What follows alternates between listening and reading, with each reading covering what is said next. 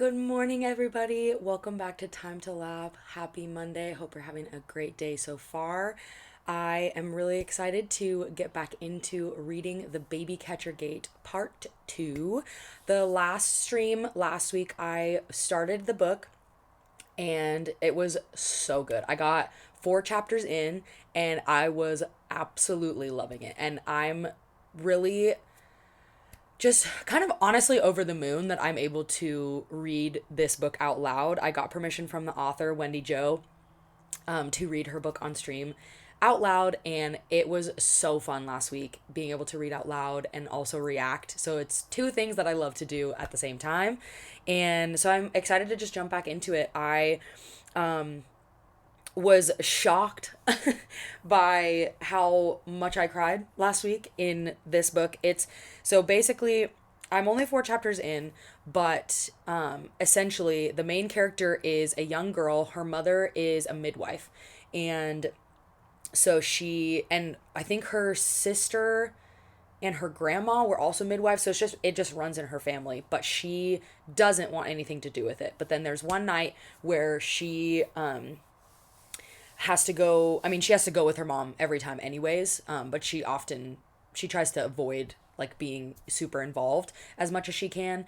And but one night she like actually has to help her mom, and she ends up like holding the baby while her mom is trying to save the baby's mom. And she ends up having this crazy I don't even know what you would call it. I guess encounter, but she basically gets like taken into the spirit realm, and she's currently at the what they call the baby catcher gate, and it's basically any babies that don't like make it in life get there's like a specific gate in heaven for them. And so she's carrying the baby to the baby catcher gate right now. And so she's learning all this stuff from an angel that's up there, and like seeing all these reunions of family that were like in heaven that are like now receiving babies that have died on earth. So anyways, it's kind of a crazy concept, but anyways, it's just like there's a lot of little pieces of it that just anytime I get reminded of, or someone is able to articulate how much God loves us or how he sees us, it always makes me emotional, because it's so unfathomable that the God of the universe would love us as much as he does. Um, and so, yeah, I'm 4 chapters in, been absolutely loving it. And yeah, I'm just going to continue on today, starting in chapter 5, page 48. I need to figure out, I'm going to put up, which actually I'll just do it right now. I am putting up the photo of the book so you know what it's called, what it looks like, and who the author is. All credit to this author, obviously. Wendy Jo is actually a woman that goes to my church, and so I was super excited when I found out that she is an author, and then I reached out to her asking if I could read her book, and she said yes. So I was very happy about that. Yeah. Okay. My voice is a little tired from singing at church yesterday, but we prevail. Okay. I am just going to jump into it.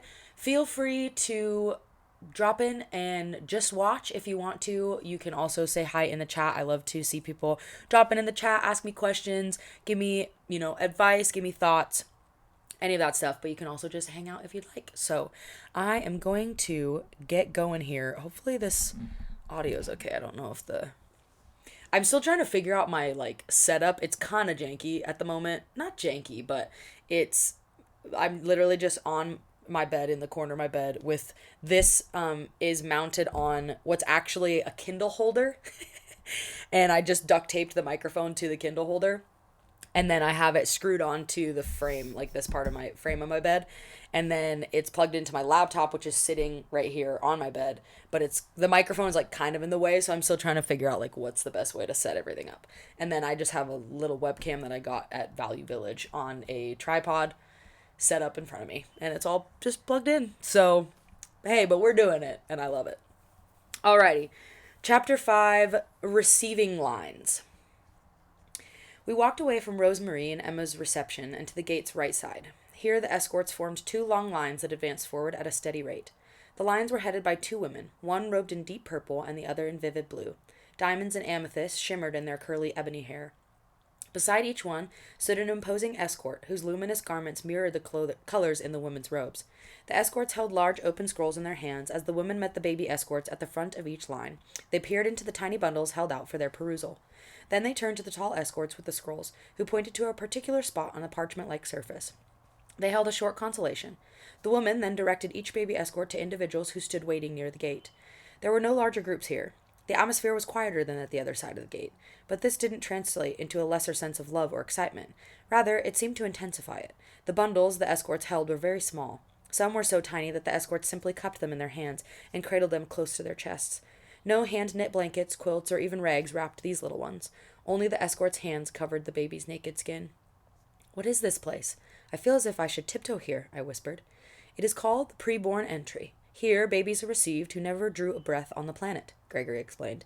"The only life they have known is in their mother's wombs, and for many, even this life was very short. These are the most vulnerable." "Who are the women at the front of the lines?" "They are called Sifra and Pua." "Well, those are good names for baby catchers. There were 2 Hebrew midwives in the Bible who had those names. Did you know that? Mother used to tell me the story." "I am familiar with this history," Gregory responded with a smile. "Mother always says they are her heroes because of how they stood up to Pharaoh. They risked their own lives to save the Hebrew babies. Pretty crazy, huh?"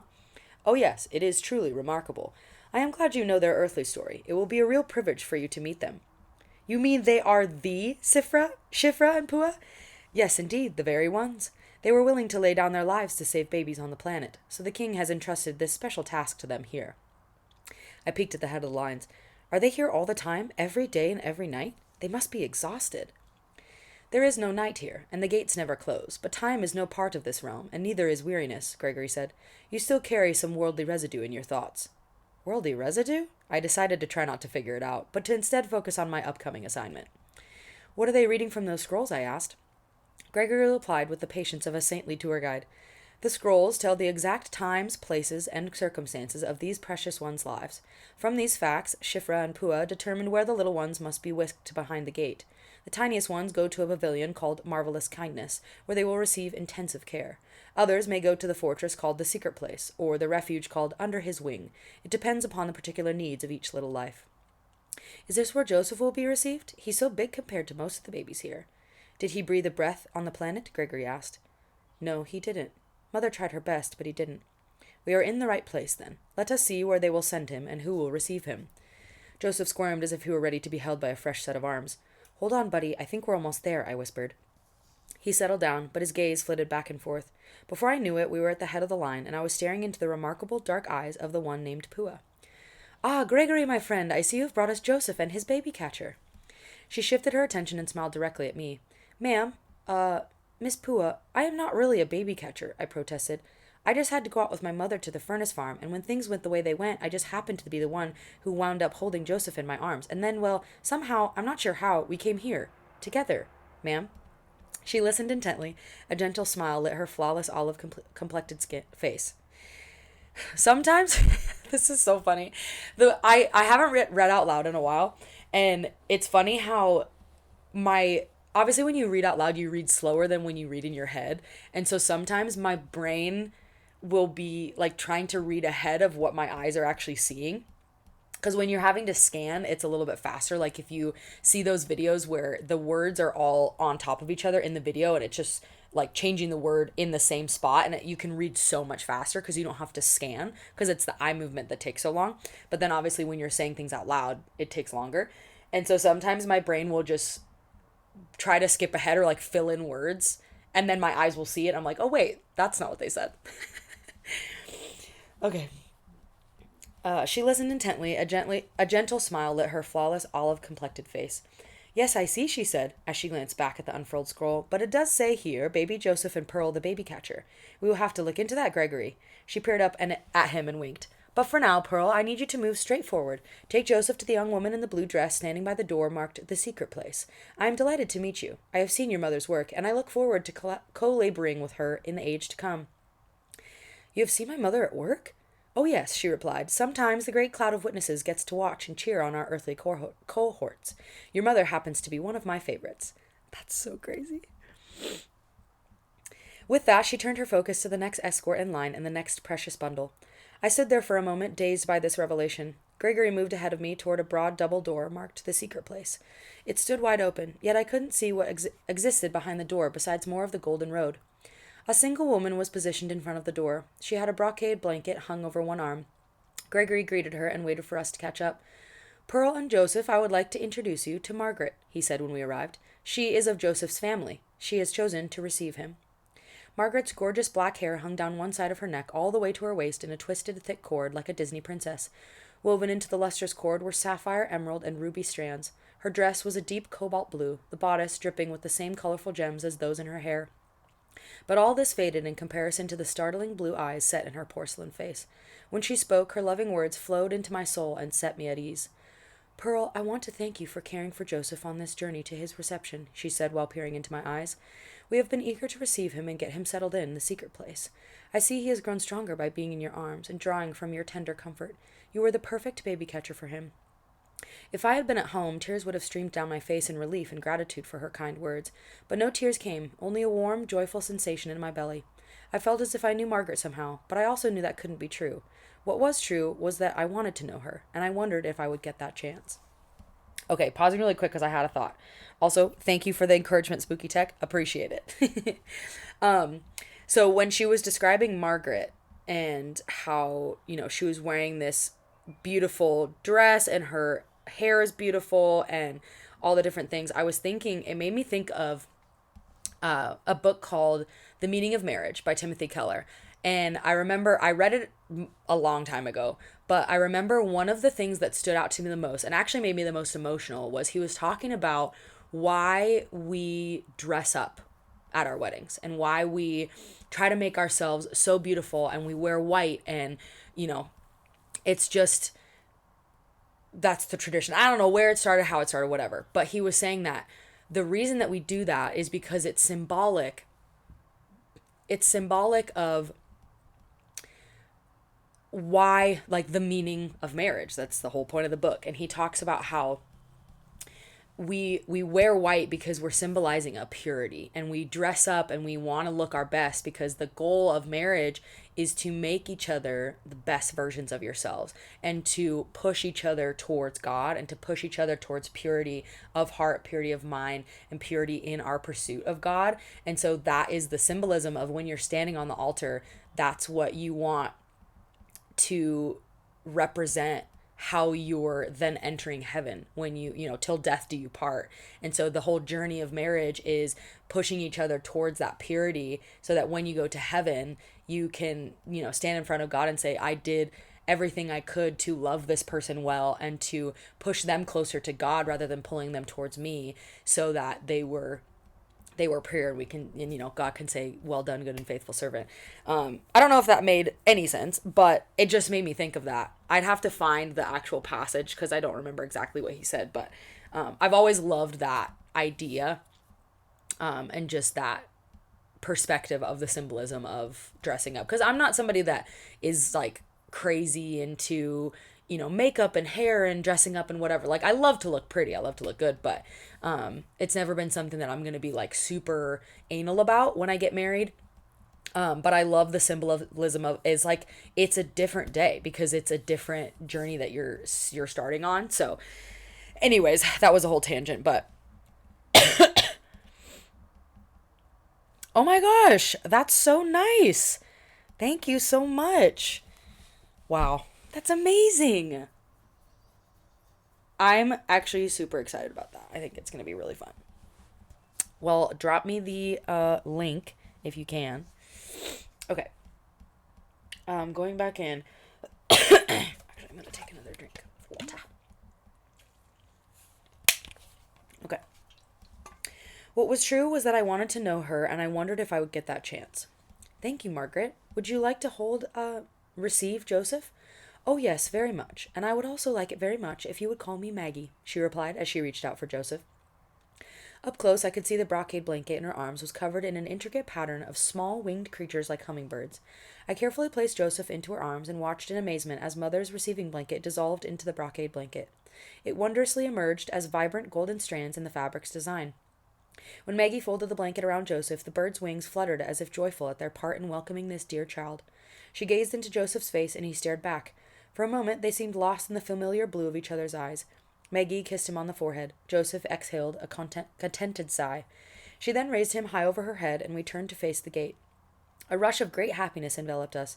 I jumped up and down, excited to be part of such a beautiful and momentous occasion.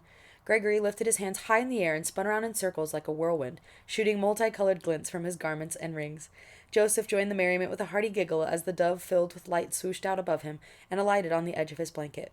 He grew still. The kind, resonant voice spoke the words I had heard before. "Welcome home, my son. Welcome home." The dove lifted and fluttered right over Joseph's face.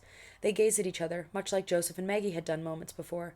Joseph reached out his hand, which sent the dove spiraling upward. A snowflake-like trail followed him and floated down on Joseph's face. This sent him into more delighted giggles. When at last he quieted, Maggie said, "It's time for us to go. There are others waiting in the place prepared for Joseph." "What will you and the others do there?" I asked, hoping to keep them close for a few more moments. "We will care for Joseph and see that he grows strong. He is a pure one who will only ever know the ways of the king and the great city. There is a great deal to learn here, and many will teach him. He will be in great hands, Pearl." Will he be among other babies?" "Yes, dear one." She seemed to sense my reluctance to let them go. "We all need friends in order to grow and learn and enjoy life. He will have many, many friends. Of this you can be certain." "Can I go with you to this place and meet his friends and help him grow stronger?" Maggie glanced at Gregory and tilted her head slightly as if to say, "Can she?" I wanted more than anything to walk through the door to the secret place. I longed to see the marvelous things prepared on the other side. I looked eagerly to Gregory. "Do you want to go through the door with Joseph and Margaret?" he asked. "Yes, yes, yes," I cried as I clapped my hands and bounced up and down. "Yes, with all my heart I want to go." "Are you sure?" I stopped my happy dance. "Why do you ask me that? Isn't that why we've come all this way?" My instructions were to bring Pearl the baby catcher and Joseph to the gate, and to the line of Pua so Joseph might be received. I did not get instructions about your reception. My heart wobbled. "What do you mean? Do I not get welcomed and received the same as all the rest? This is home. I know it. I don't want to leave." But as the words home and leave left my mouth, a haze began to settle around me. It cut off my view of Maggie and Joseph. Gregory alone remained clear to me. The door, the gate, the wall, and the road disappeared. Abruptly, I found myself moving swiftly down a long, foggy tunnel once again. Soon, all I could see was haze and Gregory. He held my hand. He had not done this before. "What's happening, Gregory? Where are we going? Are we going to a different gate? Can I at least say goodbye?" He scanned the space just above my head and said only, "Yes." "Yes? Yes what? Yes, we're going to a different gate? Yes, I can say goodbye? Yes, what?" But he repeated simply, "Yes." He wasn't talking to me. He was responding to a voice I had not heard. As I gazed into his beautiful face, it too became enveloped in the haze and faded from my sight. His hand remained in mine. "Don't leave me," I whispered. "You are never alone, Pearl. Soon we will be face to face again. Soon you will meet the king and see beyond the gate. Soon and very soon. But right now you have work to do, and people who need you to be you. Be strong, be courageous, be gentle, be true." Oh my gosh. Ooh, thank you. Amazing, amazing. I wonder if I can do it now while I'm in the middle of a stream. Okay, I'm going to open it in my web browser and then I'm coming back. Okay. Amazing. Thank you so much, Spooky Tech. You are incredible. Okay. That was the end of chapter 5. Interlude. Ilsa. She enters my study at a trot, the excess silken cloth of her sleeves billowing out like a miniature parachutes at her shoulders. The blueprints scattered across my desk rustle from the breeze that blows in behind her. "John, I saw her," she says, throwing both hands in the air before spinning around once and breaking into what could only be described as a jig. I lean back in my well-appointed office chair, amused by her enthusiastic approval. "It's nice to see you too, Ilsa," I laugh. "Oh, John!" She sweeps over to greet me with a kiss on the cheek. "I had to tell you. I knew you'd want to know." She bounces up and down before me like a child before a stack of unopened presents on Christmas morning. "Okay, I'll bite," I say. "Who did you see?" The possible answers are endless. "Guess," she giggles like a schoolgirl. "Ilsa," I sigh. She loves this game. "Just guess," she says. "Okay, one clue. Family." Why she would be so excited to see a family member, I can't imagine. We gather together regularly, but I play along with the game. Well, obviously, it's a she. So, let's see. My mother? Nope. Guess again. Your mother? Edna? No. But she was there, and she saw her too. Aunt Hazel? Aunt Hazel? "Think younger than yourself," she says, urging me on. "Younger? That can't be." Ilsa continues her jig, punctuated by a sing-song, "Oh, but it can, oh, but it can, oh, but it can." I cross my arms atop my lustrous mahogany desk. Okay, I give. Clearly this is someone beyond my expectations. She stops mid-circle and faces me. Isn't that just like him, doing things beyond our expectations? Amen, come on somebody. She's right. I stand up from my chair and step around the desk. Come, sit and tell me who you saw, I say, taking her by the arm and guiding her to the settee near the fountain. I hope the soothing splash of the water might settle her. She sits on the settee's edge. I lean back into the plush upholstery. I was just doing my job right beside Mother and all the usual workers, she begins. I walked through the double doors on my way to the assigned spot. Her hands demonstrate her movements. I happened to glance to my left to see how the others were doing. It's always so fun. I love my job. Of course you do, I say, but who exactly did you see? Well, I wasn't sure at first because she wasn't expected, and she had her back to me. Ilsa's voice fades to a whisper. But when she turned, oh, John, she's getting to be so lovely. Who, Ilsa? Who? Your youngest. I scoot forward, joining her on the edge of the settee. Pearl? At your work? Are you sure? Why would she be there? Are you certain it wasn't my oldest? Ilsa shakes her head, amused by the suggestion. I think I know one granddaughter from the next. But that makes no sense. Why wasn't I notified that she was coming? Why weren't we all notified? It's her turn to settle me down. She pats my hand. Perhaps because she didn't stay. She was there, and then she was gone. Ilsa relaxes fully into the settee and stretches her feet out onto the stonework surrounding the waterfall. I stare into my mother-in-law's satisfied grin. Here and gone, I say. Why didn't she stay? Okay, interesting. So, the main girl, I can't remember her name now. What the heck? Anyways, her dad, John, and is in heaven. We had an interlude from him earlier in the book. And then this is Ilsa, who is John's mother-in-law, so it's the main girl's mom's mom. So the main girl's grandma. I could have made that so less complicated. Okay, fun. Okay, chapter 6. On the third day. I'm here, Pearl. I'm here. You're not alone. We've been here all along. We won't leave you. A voice drifted through the haze. It wasn't Gregory's. Mother! Mother, come quick! She's waking up! My eyes fluttered open. I found myself staring into my sister Susan's eyes. She sat next to me, her hands wrapped around my head. Her hands wrapped around my hand. Tears shone in her blue-green eyes behind the lenses of her glasses. She tried to smile. I tried to focus. Susan? My voice sounded distant and hoarse. Where am I? I squinted and blinked. Where's Gregory? I attempted to speak again, but my mouth was dry and my lips chapped. Where's who? Susan leaned forward. Do you mean David? He can't be here right now, but I'm here, kiddo. I'm right here. Don't try to talk, just relax. I'll get you some water. She retrieved a water cup from the bedside table. She placed a straw in my mouth. I took a sip. The water tasted divine. I sipped some more. Someone else came close and grabbed my other hand. A familiar touch. Mother's touch. I turned to see her, and pain shot up my neck. I winced and closed my eyes. Take it easy, sweetheart. Don't move too quickly. We're here. We love you. Mother's soothing tone reached through my pain. Welcome back. Where am I? I whispered. I tried to open my eyes wider, but they were heavy. So very heavy. There was no Hayes, no Gregory, no Gate, no Joseph. Just sleep. The next time I opened my eyes, the room was dimly lit. No one held my hand, but there was pressure on my forearm. I glanced down.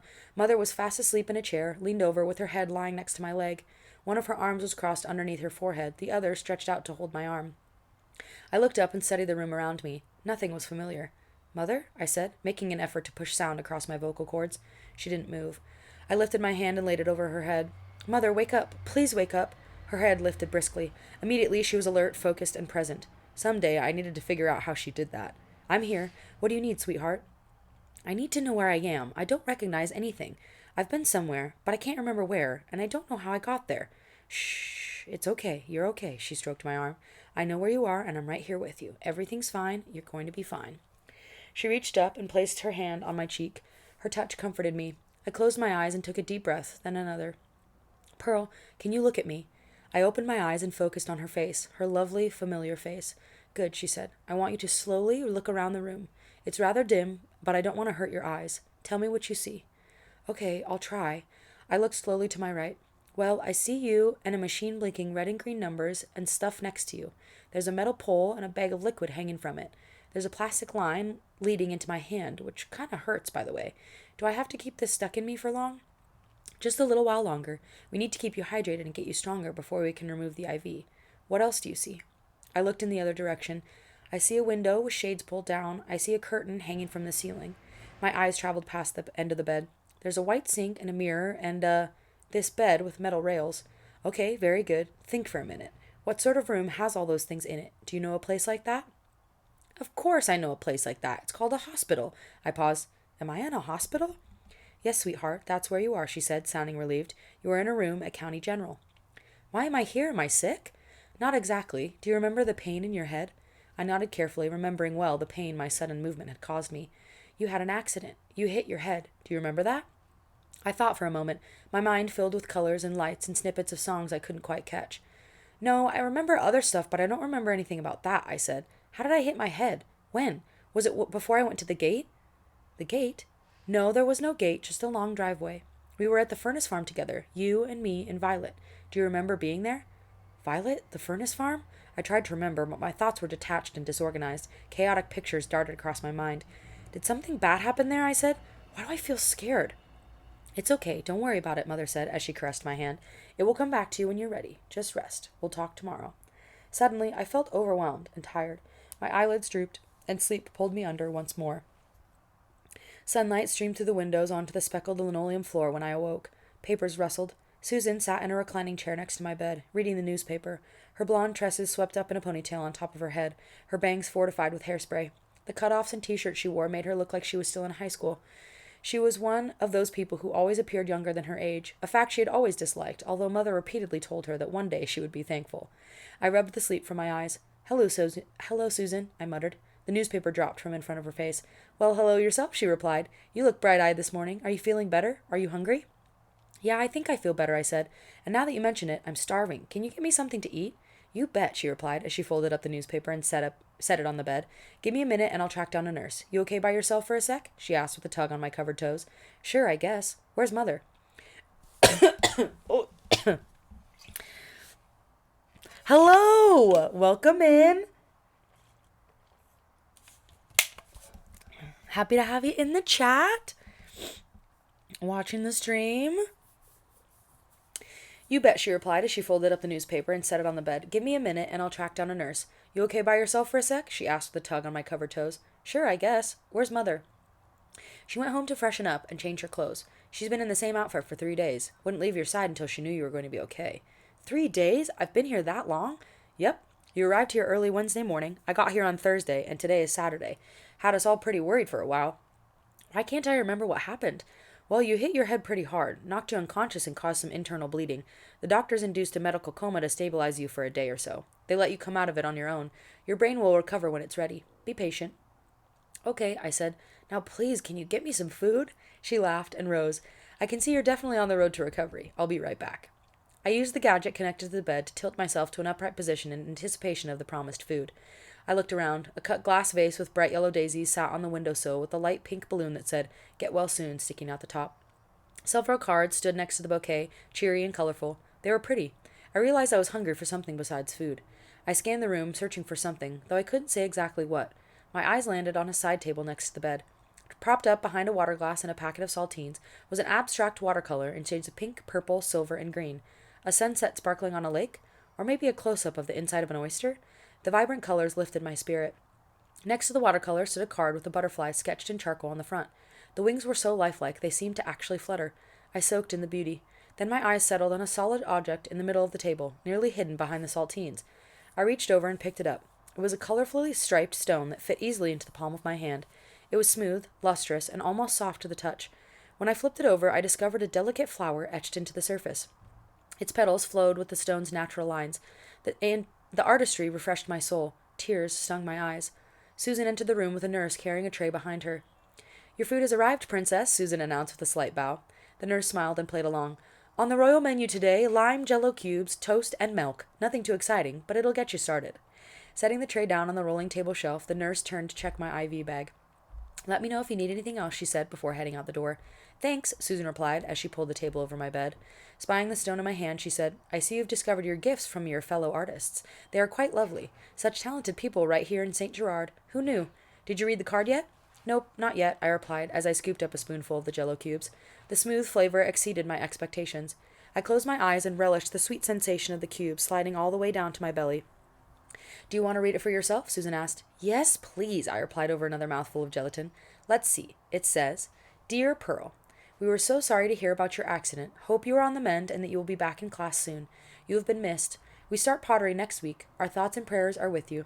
P.S. We thought you might need some pretty things to contemplate when you woke up. They all signed it. Teacher Ann, Mrs. Wilson, Mrs. Grant, and Fritz. And they included a Bible verse over here. Psalms 27:4. One thing I have desired of the Lord, that will I seek, that I may dwell in the house of the Lord all the days of my life, to behold the beauty of the Lord, and to inquire in his temple. Very thoughtful friends you have for their short stuff. I agreed, my mouth full of toast and my heart full of beauty and love. I'm sure your friends are anxious to see you. Maybe Mother will throw a little reception for you when you get home. A reception? The toast stuck in my throat. I grabbed my milk and gulped. She's remembering! Okay, Chapter 7, Memory Games. Mother breezed into the room an hour later, looking refreshed and attractive in her polyester sundress. Well, don't you look spiffy, Susan commented. Thank you very much, Mother replied. I feel almost as if I've been born again. Again. She set her straw purse and navy blue sweater on a chair and turned to me. I see you've eaten. Feeling better today? Yeah, I think so. I'm not quite so fuzzy. How long do I have to stay here? Depends on what the doctor says. He'll be in to see you this morning. The nurse wants to get you out of bed to walk a bit. Are you up for it? Sure. I don't want to stay here any longer than I have to. I want to go home. Suddenly, vivid images flashed through my mind. An overwhelming longing flooded my heart. I leaned back into the pillow, staggered by the power and pull of those thoughts. Susan rushed to my side. Hey, are you okay? You don't have to walk if you're in pain. She's right, sweetheart. There's no need to push things, Mother said. I'm okay, I assured them. I just thought of something else. But I'm okay. I want to walk. Can I try? Mother and Susan exchanged a concerned look. Okay, Mother assented, but only if you're sure. I'm sure. Mother nodded to Susan, who hustled out the door. She returned in a few minutes with a stout middle-aged nurse in a crisp white uniform. Her rectangular black name tag read Nurse Judy. So now, young lady, you ready for a bit of a stroll, then? Nurse Judy asked as she approached my bed with short, efficient strides. Yes, ma'am, I think so. Okie dokie, she said as she moved my IV pole close so I could grab it. Lizzie, you want to assist? I know you've done this a time or two. Mother nodded and moved to my side. She gripped my forearm and elbow, easing me off the bed to an upright position. A wave of nausea swept over me. The room wobbled. Or was it me wobbling? Easy now, said Nurse Judy as she grabbed my other forearm. You okay? I took a deep breath and blew it out. Everything within and without settled down. I'm good, I said. If you get dizzy or nauseous or have any pain, you must let us know right away, Nurse Judy ordered. I didn't say anything about the wobbling. I figured she meant in the next few minutes and not the past moments. I wanted to walk. I'm good, I repeated. Okay, here we go then. I'm trying to... Oh, yes, okay. So Baby Catcher Gate... Basically, the gist of the plot is the main character is a girl, and I think she's 12 or 13 at this point.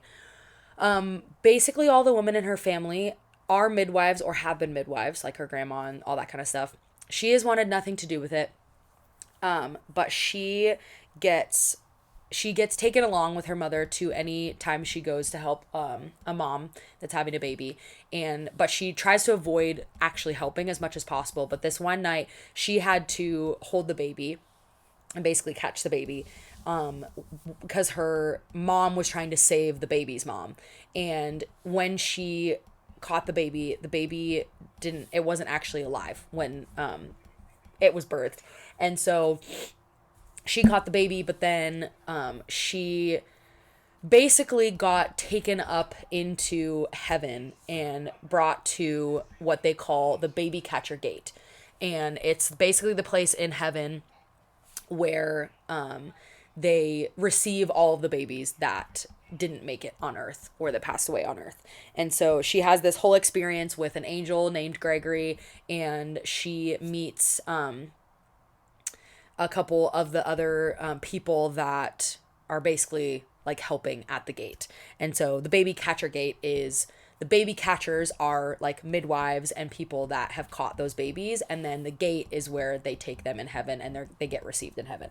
So that's the plot. And I mean, I'm guessing that that's going to be like a life-changing moment for her, and she's going to continue to work as a midwife. In the past, she didn't think she would want to do that, but I think she's going to now. And then basically just continue to have encounters and remember that moment. So hopefully that made sense. Let me know if you have any other questions. Okay. I shuffled across the room in my rough blue hospital socks with my escorts. At the door, Nurse Judy fell back beside Susan and let Mother lead me into the hallway, where several nurses greeted me with smiles and encouraging words. Want me to come along, Lizzie? Nurse Judy asked. I think we're okay, Mother replied. We won't go far. Okay, then, just holler if you need me. I'll be close by. You're doing great, kiddo, Susan cheered me on from the doorway as Mother and I moved cautiously forward. My legs felt heavy. Walking took more effort than I had imagined. Halfway down the hallway, I stopped. Can we go back? I said. What's wrong with me? It's just walking. I feel like a dork. It's okay. You've done well for your first time out, Mother said. You've been unconscious for 3 days, remember? Your body has spent all its energy on recovery. That takes a lot out of you, even when you're 12 years old. You need to be patient. We'll go a little farther next time. Maybe soon we can walk over to Violet's room. Violet? Who's she? Why is she here? Mother didn't answer right away. Let's go back to your room. We'll talk there. I didn't argue. Something told me the answers to those questions were at the heart of my situation. As we made our way back, I struggled to remember why the name Violet should stir up such an uneasy feeling, but I had to abandon that line of thinking in order to focus on putting one foot in front of the other. Nurse Judy, who had been chatting with Susan in the hallway, met me at the door to my room. You did real good, hon, but let's get you tucked back into bed before you fall over, she said, having assessed my weariness from afar. It took all my energy just to comply to her wishes. There you go now, Nurse Judy patted the side rails after she locked them into place. Take a good long sip of this, she said, handing me the cup of water from my bedside table. After checking my vital signs, she gave me a thumbs up and Mother a wink. Looks good, she said before heading back to her station. Mother opened a packet of saltines and handed them to me. I munched them down. Susan rejoined us. What did Judy say? Mother quietly asked Susan. She said go ahead and try, as long as she's not too worn out, Susan replied in an equally hushed tone. It will give the doctor more to go on when he gets here. The two of them drew chairs up on either side of the bed. Hello, I'm right here, I said. Try what? Mother glanced at Susan, then zeroed in on me. We're going to try to jog your memory about the night of your accident. If you're too tired, though, we can try later. Do I need to be able to remember everything before I can go home? No, Mother said, but it will help us understand how your brain is recovering if we can poke and prod it a bit. Then let's do it, I replied. Susan led the way. First, I need you to relax. Take a few deep breaths. I complied. Good, she continued in a calm, steady voice. Now close your eyes and think back. Tell me what you remember about Wednesday night, the night of the accident. Do you remember anything at all? I closed my eyes and tried to retrieve my memories. Wednesday night seemed distant. My mind remained blank. No images, not even any colors. Only noise, barking, and howling. Do sounds count? I asked. Sure, Susan replied. Sounds can often link us to past events. What did you hear? I think maybe I remember a dog barking. Maybe. Interesting, Susan responded. Anything else? I let the sound bounce around my brain. A grainy image appeared. I chewed my bottom lip and focused on sharpening the image. Then, there it was. I sat up straighter. I remember the neighbor's dog barking and running along the fence, I said.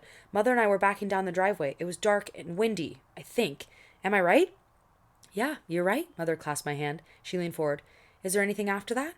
I closed my eyes and searched my memory banks. I remember rain and branches flying across the road, and Mother was driving really fast, I recounted with growing certainty. I opened my eyes in time to see Mother nod. Why were you going so fast? I asked her. Can you remember why? I closed my eyes again. I didn't see a thing. Frustration set in. It looks dark. All I see is darkness. Mother squeezed my hand. It was dark. Do you remember why? It was dark? Something clicked. Yes, it was dark. It was dark because the power was out. We could barely see the house because all the lights were out. That's right, isn't it? Mother nodded. You're exactly right. My pulse began to race. Susan continued to guide the process. Do you remember what happened in the house? I scrunched my forehead and concentrated. I remember a lady opening the back door, and I remember sitting in the kitchen by myself, in the dark. But I don't remember why we were there. Out of the blue, a scene popped into my mind. Treetops swaying in the wind, rain pounding on the roof, a blanket wrapped around my shoulders. Blankets? Baby blankets. And then I knew. The entire night played back to me like a movie, from Mrs. Furness's mother running across the yard to the eerily lit bedroom to towels and blood and Mother and Violet and Joseph. Joseph! I squealed and sat upright. A jolt of pain accompanied my sudden movement, and I clamped my eyes shut. Mother and Susan grabbed my arms. I shook them off and blinked away the pain, determined to continue with the revelation. We were there to help Violet have her baby, I said. Her mother left, and I had to help with the towels and the leg and the baby. And he was tiny and so still. And Mother, you tried and tried to get him to breathe, but he wouldn't. And Violet needed you, so you handed him to me. You told me to pray. He didn't look so good, but I swallowed him tight, and I held him like you told me to. My tumbling words slowed to a crawl as I relived those moments in the thin place. And then I saw Mother. She was kneeling on the floor. She looked and cried out, "Help! Dear God, help!" I turned to Mother. I wanted to stay and help you, but he said it would be okay. I saw the ambulance coming and the white pickup truck. I knew you were going to be okay, or I never would have left, but they needed me to go. We had to get Joseph to his reception. Susan and Mother stared at me. What's wrong? I asked. I'm right. I know I'm right. They shared a look. Yes, you're right, Mother said. I was there to help Violet with her labor and delivery. You did have to assist me. You are correct. She spoke carefully. too carefully. Isn't that what happened? I asked. Well, yes, that's pretty much what happened. Mother paused and took a deep breath before she asked. But, sweetheart, who is Joseph? Was she joking? I studied her face. Nope, definitely not joking. Joseph is Violet's baby boy. He's the baby I wrapped up in the blanket. I held him in my arms all the way to the gate of the great city. I never put him down until it was time for him to be received. Again, Mother and Susan stared at each other. There was a long, awkward silence. Do you want me to be more specific? I asked. Do you want me to tell you about Gregory, or the wall, or maybe the rest of the escorts, or how about Joseph's reception? What do you want me to tell you? They remained silent. Okay, you're kind of tripping me out here. I start to remember everything, and you stare at me as if I'm an alien. Oh, Pearl, we're so sorry, Mother said. You're doing great. All the things you're remembering, it's just... She paused. Well, some things are different than what actually happened. What do you mean different? Different how? I eased back against my pillow and crossed my arms. It's okay, Mom. I'll tell her, Susan spoke up. A sense of foreboding crept into my gut as Susan cleared her throat. Well, there's no easy way to say this, so I'll just say it. She smoothed the wrinkle out of my blanket before resuming. Violet's baby boy was, stillborn. She paused and studied my reaction before she went on. He never took a breath, Pearl. Mother tried to revive him, but she couldn't. You saw that, didn't you? Yes, I did, I said. I saw how tiny he was and kind of grayish. I saw all that when I first wrapped him in the blanket and sat down to hold him. Okay, good, Susan said. So why do you talk about him as if he's, well, alive? And why do you call him Joseph? I talk like he's alive because he is alive, I stated, growing more and more annoyed by her strange questions and attitude. And I call him Joseph because that is his name. Period. Exclamation point. End of story. I was tired of the Let's Jog Pearl's memory game. A knock on the door interrupted the growing tension in the room. A doctor strode in. Mother and Susan scooted their chairs back and stood up. The doctor was an older man with silver hair and brown eyes crowned by fuzzy white eyebrows. A stethoscope hung around his neck, one end tucked into the breast pocket of his crisp white lab coat, which fit snugly around his generous belly. Hello again, he greeted Mother and Susan with a brusque nod. I see my patient is awake. Heard a report from Nurse Judy that she's been up and about. We did go for a little walk down the hallway, Mother replied, and she is making some interesting progress with her memory. I'd say she's, improving, Susan added. I detected grains of skepticism in their reports. Well, I'll be the judge of that, he said, as he turned his back on them. Good morning, young lady. I'm Dr. Brown. He held out his hand and we shook. He did not let go. Is that all you've got? He asked as he tightened his grip, a challenge in his eyes. I clamped his hand as hard as I could and returned his stare. Not bad, he said, releasing my hand. Not bad. He moved to the end of my bed and pulled a clipboard with my files from a metal slot on the footboard, his movements efficient and sharp. Let's see what we've got here, he said, as he pored over the nurse's notes. Well, okay. I forced myself to shake off the agitation from my conversation with Mother and Susan. Dr. Brown was the one writing my ticket out of here. Dr. Brown, I said, I am feeling much better today. I've started to remember lots of things. My mother and sister have been really helpful in jogging my memory. Interesting, he muttered without looking up. Well, that went well, I thought. Another minute passed before he finally turned and approached me. How's the head feeling? He asked. He set the clipboard down on the side table and moved closer to check the dressing on the side of my head. He pressed around the wound he had stitched up. Apparently my head had split open on the jagged edge of the metal lantern on Violet's bedroom floor. His touch was gentler than his bedside manner. Any pain when I do this or when you move your head around? No, not really, I assured him. Only if I do somersaults. One bushy eyebrow cocked. He continued his questions. As he checked my vital signs, Mother and Susan huddled together near the window. Their conversation was hushed. Susan's hands fluttered up and down. Mother nodded. Susan pressed him closer. Mother shook her head. I tried to interpret their body language, but Dr. Brown demanded my full attention. He had lots of questions. He wasn't exactly warm and friendly, but at least he didn't treat me as if I were from Mars. In fact, by the time he finished his examination, I felt quite sane. Doctor, do you think I might go home soon? I asked. I am feeling so much better. Your vital signs are quite good, and you are making progress, he answered, as he jotted a few notes on my chart. He rose and placed the clipboard back in its place. Then he stuffed his hands into the oversized pockets on his lab coat and rocked up onto his toes and back onto his heels, as if the motion might settle the information he had acquired. I'm pleased with what I see. In fact, I am quite surprised by how far you've come, based on what I saw when you first came in. Head trauma can be a tricky thing. Never quite know how someone is going to respond. I need to confer with the nurses and your mother. I'll combine all the information and we'll go from there. Fair enough? Fair enough, I replied. Something told me the results of that conversation would not be in my favor. Mother and Susan followed him into the hallway. When they returned to the room a few minutes later, I knew by the looks on their faces that the outcome was not good. He's not letting me go home, is he? No, he's not, said Susan in her I'm studying to be a doctor voice. He has a few concerns, and he wants to keep you here a little longer for observation. Observation of what exactly? I blurted. To see if I'm going to grow antenna or turn green? I knew my attitude was sliding from irritated to sassy, but I was incapable of stopping the decline. Why are you both acting so weird? You know what? I don't want to talk about it anymore. I'm tired and I'm hungry. Do you think it might be possible to get something more for me to eat? Even aliens have to eat, you know. Mother raised her eyebrows along with her voice. Young lady, she enunciated crisply, we are not trying to treat you strangely. We are trying to understand the things you have told us. You may need to be patient with us, as we have been patient with you. Am I clear? Yes, ma'am. It wasn't easy to push Mother's buttons, but clearly I had. I let my hackles settle down. But I am really tired, and I am really hungry. I'll rustle up some grub for you, Susan said, and marched out of the room. Mother picked up the newspaper and folded it brusquely, straightened the chairs, threw away saltine wrappers, put fresh water in a flower vase, and rearranged the cards on the windowsill, her eyes carefully averted from mine. Whoa! Crazy! Also, I don't know if this is good, bad, if you guys can tell at all.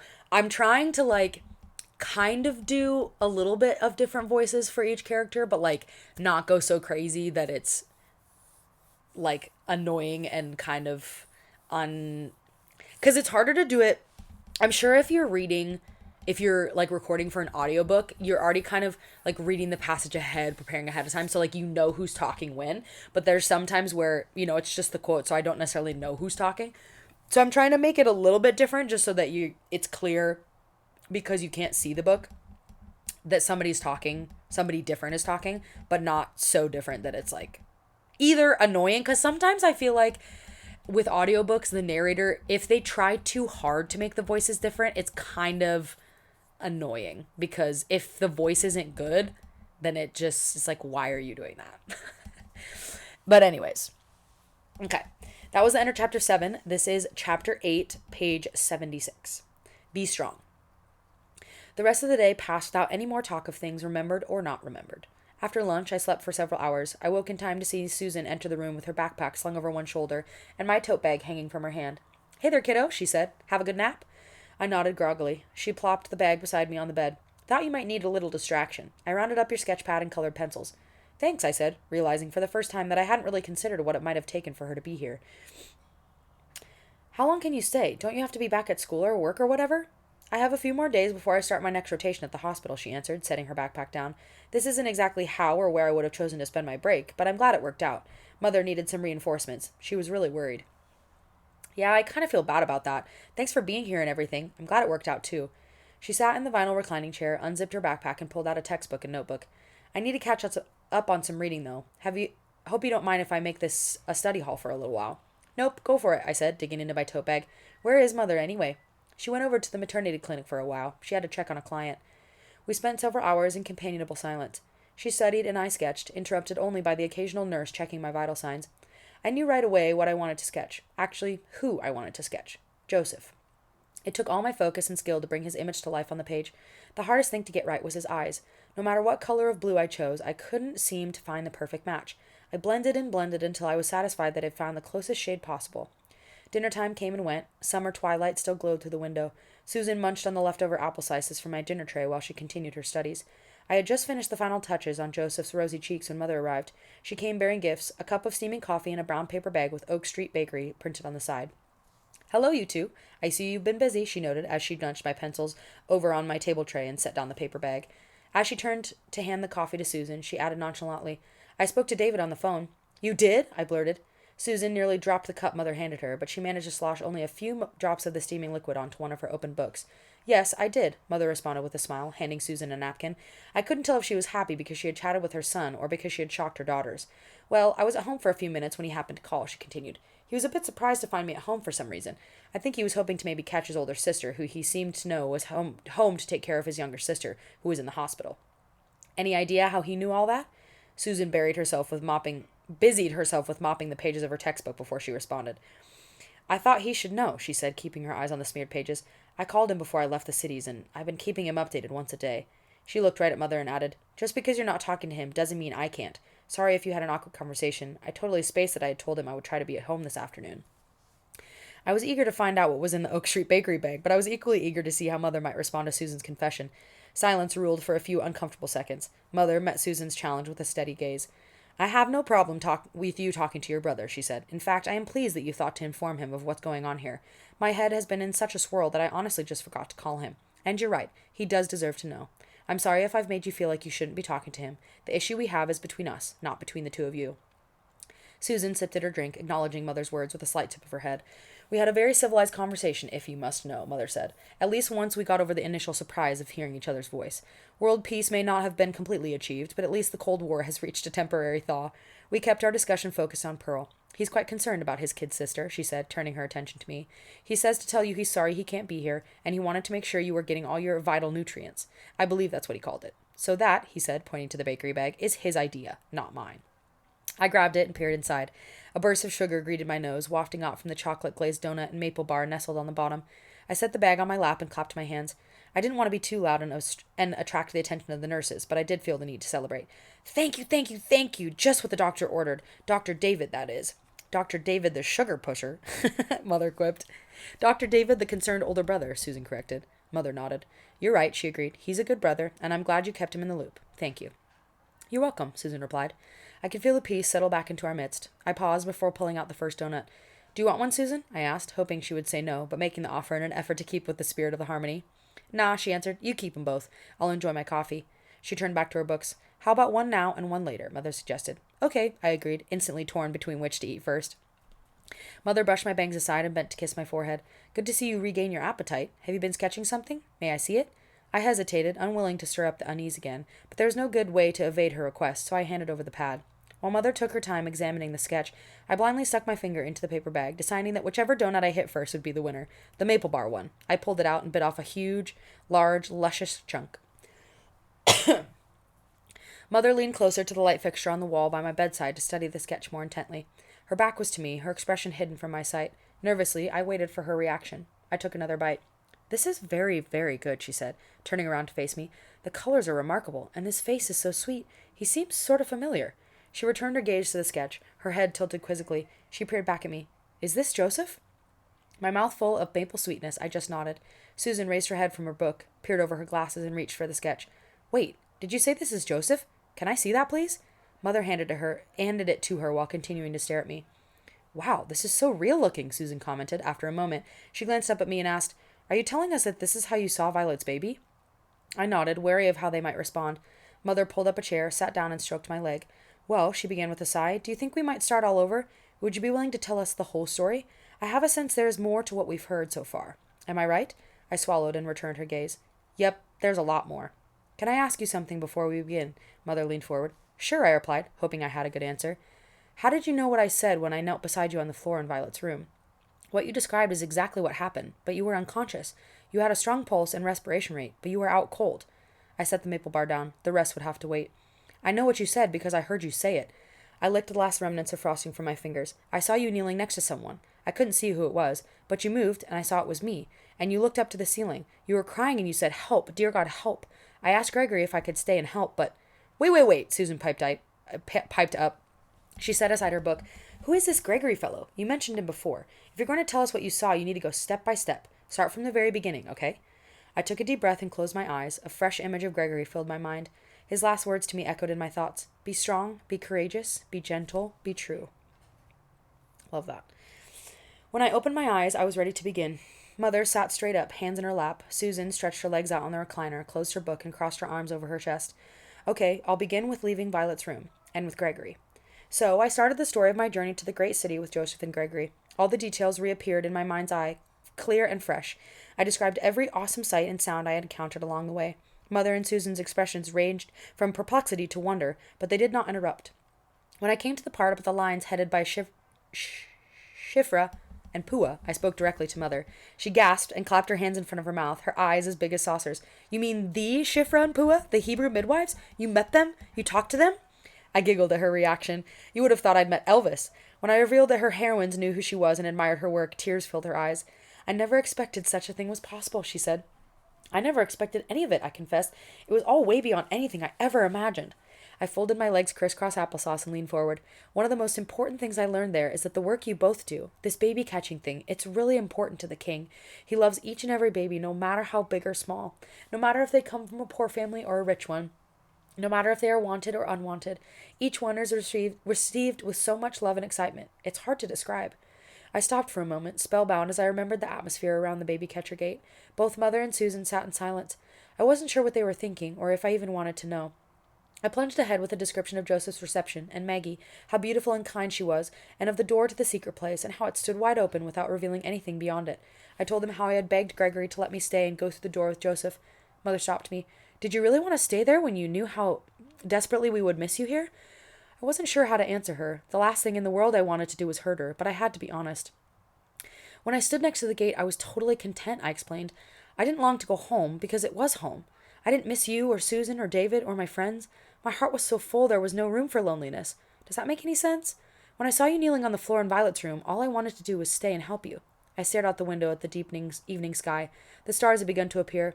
But when I saw all the stuff, all the wonderful things the king has prepared for us, everything and everyone all else faded away. I turned back to Mother. If I had thought about causing you pain, it would have brought me pain. And there is no pain there. I don't understand how it all works. It's hard to explain. Whoa! Thank you so much. That's crazy. Okay, the thing that I love about this book is Wendy Jo is doing such a good job of explaining concepts that I feel like as Christians we hear all the time about heaven and the way that the kingdom of heaven operates and all those things, but it's done in such a way, because obviously she's embellishing certain things because we don't know what heaven's going to be like. I mean, I know there's books about like people that have gone to heaven and come back and stuff. I haven't read any of them, so I don't know, but there's a lot of things that we will never know until we actually get to heaven. But the way that she is like creating this story and creating a visual of what it'll be like in ways that are so that like make sense to our human earthly brains is so cool. And it's just bringing things to life. And this part specifically I love because she's talking about how her mom is like, you wanted to stay, like you wouldn't miss us. And she's like, but there's no loneliness there, there's no pain there. And that's such a like a, at least for me, like it's a concept I hear all the time. Like even when we're praying, like we pray to bring heaven to earth. Like there's no pain in heaven, there's no sickness in heaven, and so we pray to bring that to earth. We pray for healing and health, because if it's not in heaven, then or if it's in heaven, it should be in us, or if it's not of heaven, then it shouldn't be in us.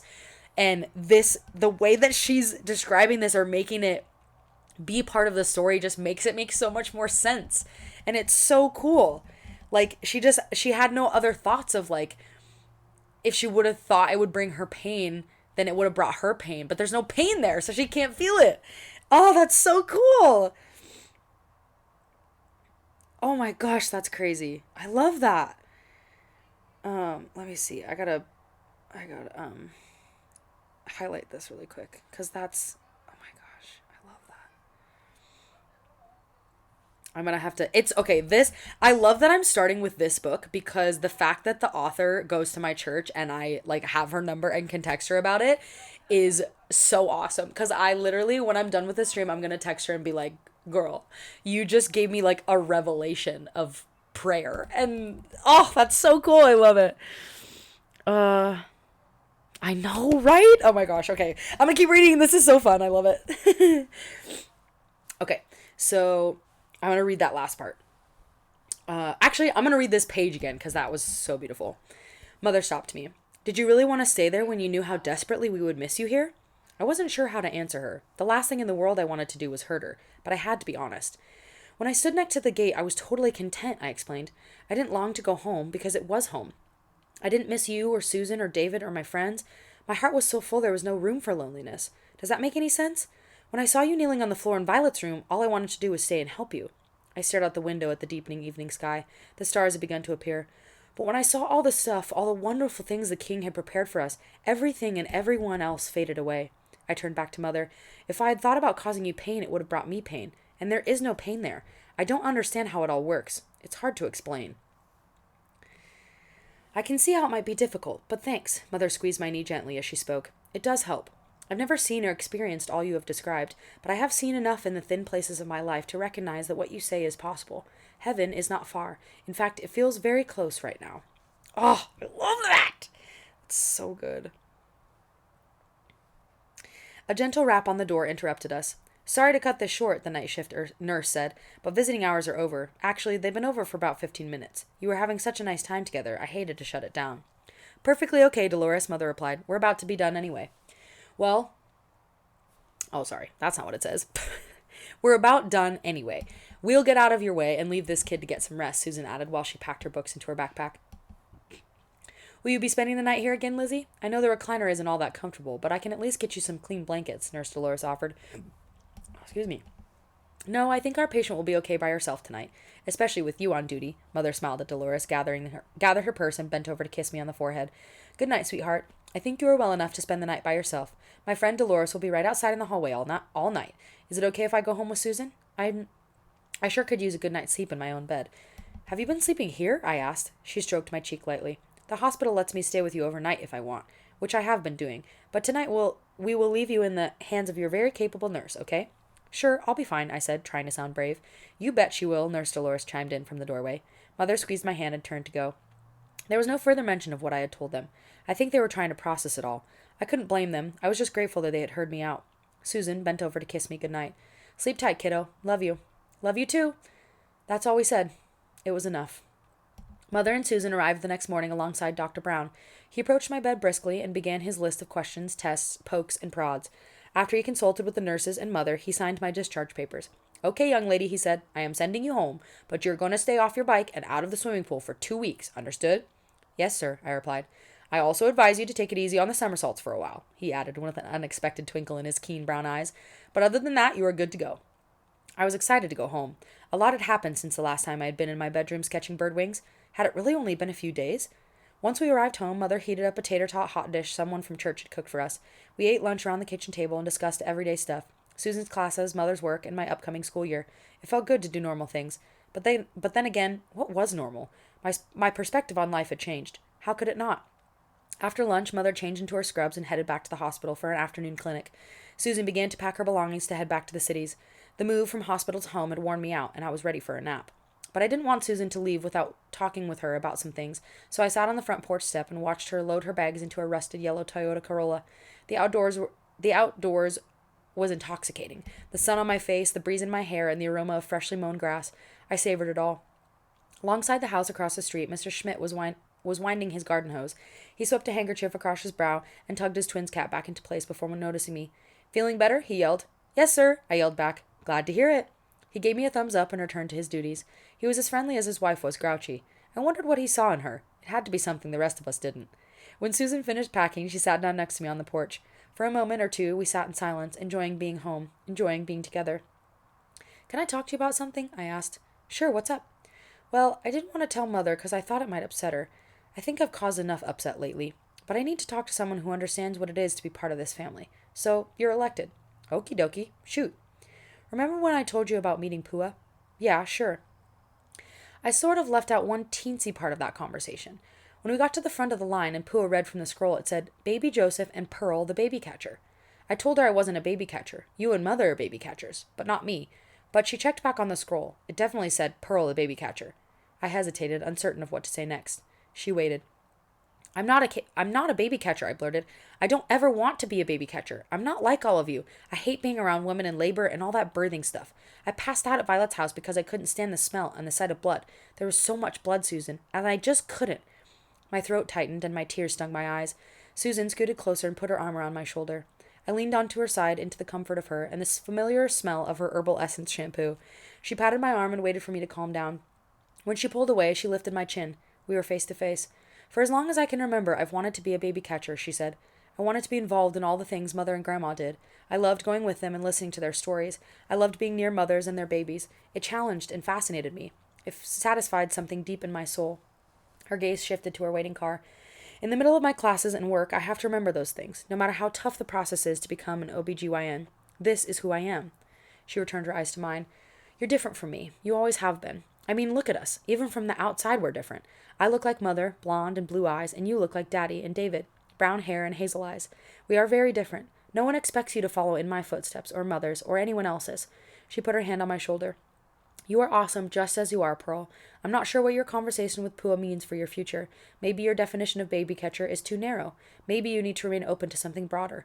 You'll find your place. It just might take some time. I took a deep breath. I guess you're right, as usual. I want you to hear something else, Susan said. Your journey, or vision, or whatever you call it, has challenged my thinking. Her eyes swept out over the Schmidt's roofline. When she resumed, her words were quiet but firm. Daddy's death devastated me. You were only 3, and I'm not sure what you remember about him, but he was a great dad. Her features softened. He was funny, hard-working, kind. He was also really good at sketching and drawing, same as you. When he died, the way he died, I couldn't figure out how a loving God would allow that to happen to such a good man. Ah! She shook her head and turned back to me. I was furious. I slammed the door on God and faith and church. I didn't want to think about heaven. People who told me he was in a better place only made me angrier. I knew the best place for him was here with us. She sighed and fiddled with the zipper on her sweater before she continued. I've been angry for 9 years, and I'm tired. Tired of thinking of ways I might have changed the night he died. Tired of trying to make the world and life and death all make sense. I want to believe there's a hope I'll see Daddy again, but that's not so easy for me, she said, then paused. I guess I've been afraid to hope. Afraid that hoping makes me vulnerable, the same way loving does. Her words dropped. I let them sit. They were heavy. Ooh. I wasn't sure how other families operated, but in my family we didn't talk much about our deepest feelings. Mother attributed it to our German roots, which I thought was strange since nobody in our family had lived in Germany for over 100 years. I attributed it to just not doing what we were supposed to be doing. I attribute it to just doing what we were used to doing. And we were used to not talking about difficult topics, especially this topic. Besides that, the age difference between Susan and me had pretty much prohibited any real sharing of our inner worlds over the years. This was the first time I felt like a sister and not just a little sister. I wasn't sure what to say. Mother's advice for such situations flitted through my mind. If you don't know what to say nothing. Even a fool who keeps silent is considered wise. I kept silent. Interesting. All the things you described have given me the courage to at least begin a journey back toward hope and faith. A slow smile spread across Susan's face as she reached over to toss on my hair. Thanks. Thanks a bunch. Sure, you're welcome. A burning sensation rose to my cheeks. It felt great to be my sister's confidant, but a little strange, too. We sat quietly for a moment. Since we're on the subject, I hesitated, uncertain of how far I could push this open communication thing. Is David mad, too? I never hear him even talk about Daddy, and I know he stopped going to church a long time ago. Well, that's a good question, Susan said. He's been pretty quiet about the whole subject since the night of the accident, but I did have an interesting conversation with Miranda this morning when I called to give David the update on your condition. You did?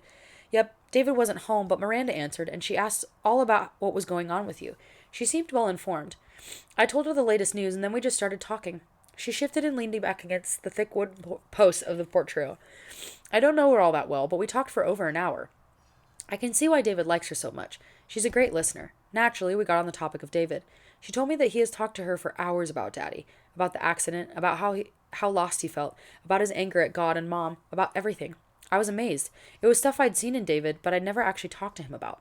Wow, that's really cool, I said, hungry to hear more. It's funny how you can live in a family your whole life and not realize what's brewing underneath the surface of those you love the most. Did you say anything else? Or did she say anything else? Quite a lot, but some of it is none of your business, she replied, drawing a line in the sisterly confident sand. I can tell you, however, that when I told her about your journey with Joseph and everything, she was very intrigued. Said she'd tell David. I hope he doesn't freak out. So what if he does, short stuff? A little stirring up is good for us every now and then. I'm glad I'm good for something in this family, I said, trying to lighten the mood. I had reached my capacity for in-depth sharing. I got to my feet and said, Hey, you can't call me short stuff anymore. I rose to my full 5'5" height. I'm taller than you are. She popped up onto the step above where I stood. Not where I'm standing, she laughed and drew me close in a tight hug. I don't care how tall you get. You will always be short stuff to me. I love you, little sis. Love you too, I muffled into her shoulder. She headed down the steps. As she walked to her car, she turned and said, Tell Mother I'll call when I get to the cities. And you, no bike riding or swimming. Got it? Yeah, I got it. She got in her car and backed down the driveway. I waved at her until she disappeared. How could there possibly be anything more to being a baby catcher than catching babies? I need a nap. Oh my gosh, that's so cute. I'm going back to highlight Mother attributed it to our German roots, which I thought was strange since nobody in our family had lived in Germany for over 100 years. I attributed is kind of a hard word to say. I know, right? It got so heavy. I attributed it to just doing what we were used to doing, which I love that because I think that's really true. And I think too many people continue to do things just because it's what they're used to and just because it's comfortable. And I think that's true in our individual lives, but also even in relationships, because a lot of times it happens in marriages because you come from a family of origin. So you have a family where you did things the way you did things, and the gender roles in your parents were this a certain way. You did family gatherings a certain way. You handled like friends and sports and all those different things a certain way, and even handled emotions. And it's really easy to get caught up in doing that just because it was how you did it as a kid. But especially when you get married, you're creating your own family. So you guys have to figure out how you're going to do things. And sometimes that means you have to break off generational curses, or you have to evaluate what things your parents did that you did or didn't like, and then make the decision with your spouse of what you're going to do instead, or what you want to continue to do. But you make that decision together. And so that just is what made me think of that, because I think it's really important to even just be constantly evaluating what are the things that I'm doing just because I'm used to it. And should I reevaluate that? Should I try to change that? And that's the pathway to growth and learning and becoming a better version of you. So anyways, that was kind of a soapbox. Sorry about that. Woo. Okay. That was the end of chapter 8. Chapter 9, The Potter's Wheel. I think I might read like one or two more chapters. It's funny because I feel like when I was the first couple months of me streaming, when I was reading in my head, I definitely could go for like a lot longer because I was reading in my head. And so, yes, I was talking, but not nearly as much. But this, I'm like, I get tired a lot faster just because I'm reading out loud. So my streams will be a little bit shorter, which I actually think is good because then I can keep it to like, I'm thinking like an hour and a half feels like a good amount of time. But anyways, yep, exactly. Yep. Now partners in each other's helpmate. It's so funny because I mean, obviously I thought about it a lot, and I was the girl that like wanted to get married young and start a family really young and all that kind of stuff.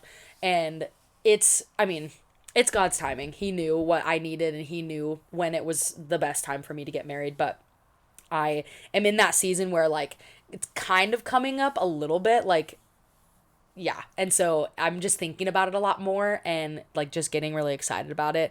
And it's fun, but also very difficult to be in a relationship, regardless of how, serious you are or not.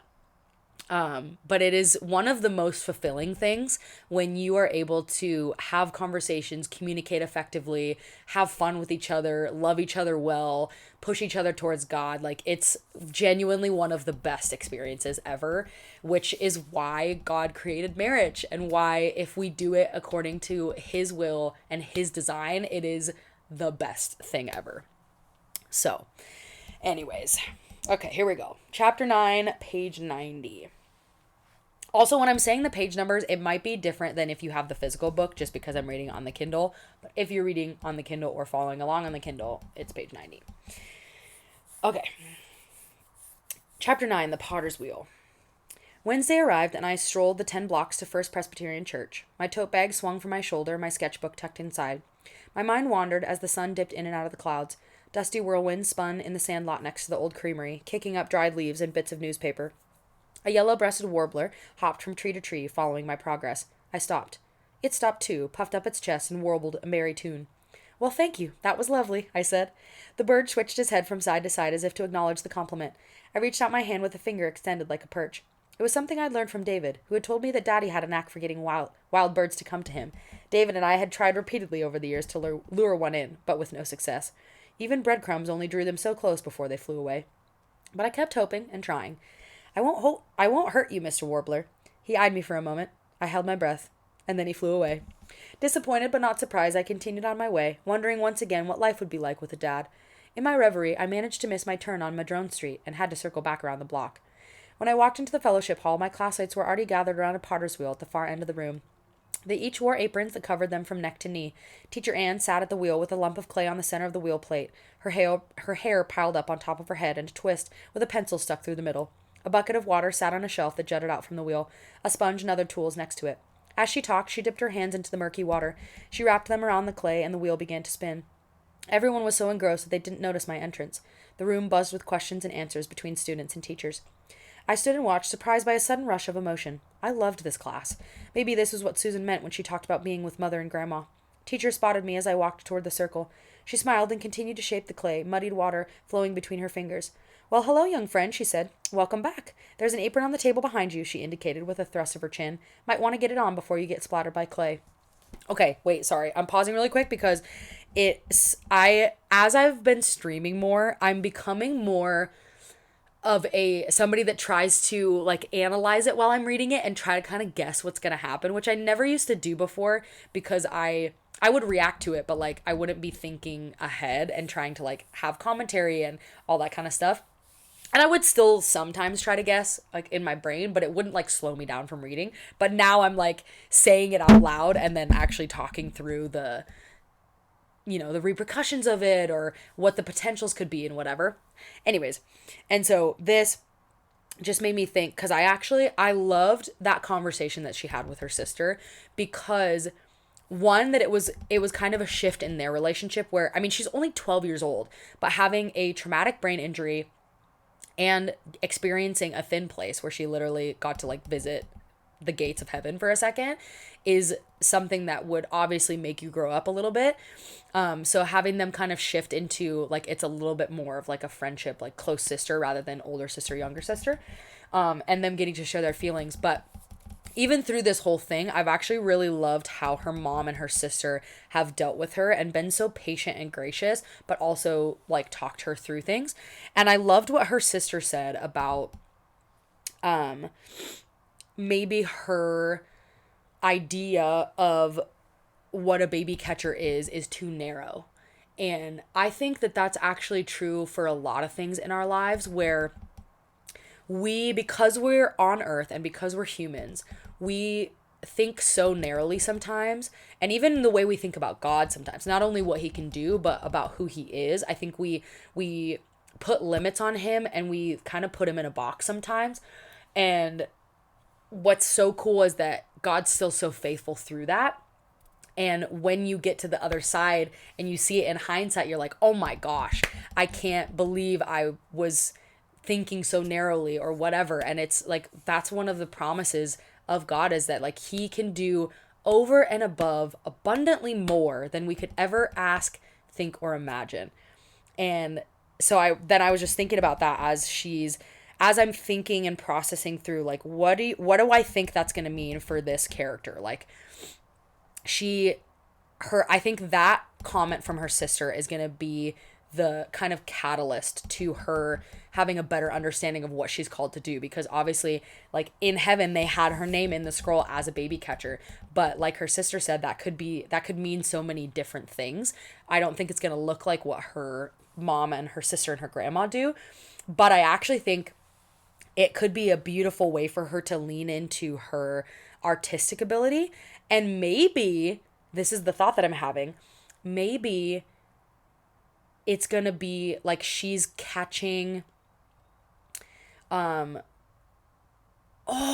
maybe she's like catching the essence and the portraits of the babies that pass away. Like, maybe she is gonna either like be able to be at births and like see babies, like stillborn babies or whatever, but be able to draw them. Or she's gonna, like, God is gonna be able to give her like access to that thin place so that she can see the babies get received in heaven, and then she gets to draw them and then give them to the mothers that lose their babies. Oh my gosh, that would be amazing. Okay, that's kind of my guess, that it's going to have something to do with her artistic ability and like capturing and catching the look of the baby or the essence of the baby, and being able to give that as a gift to the mother and help them like deal with their grief of losing a baby. Ooh, okay, we'll see, but I love that. Okay, I'm gonna read your comments. Mm-hmm. Mm-hmm. Yeah, that's so true.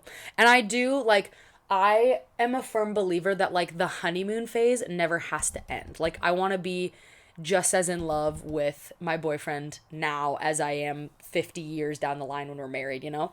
And obviously the honeymoon phase will look different, but I genuinely think I'm going to be more in love with him at that point because you go through so much life together. But I think it's the reality that there's a balance, and there's two things that are true at the same time in marriage, that you can be in a honeymoon phase and be so in love, but there's also going to be difficulty. And so if you have, like you said, the communication and the great foundation of it, it's gonna benefit you so much throughout, because the communication is the piece that is gonna change everything. Because, and I actually my boyfriend and I just read through a book called The Six Pillars of Intimacy. It's a really short book, but it's super good because it talks about the different pillars of a relationship and how each of those pillars is so important, and they all hold up. So if there's cracks in any of them, things could be going wrong.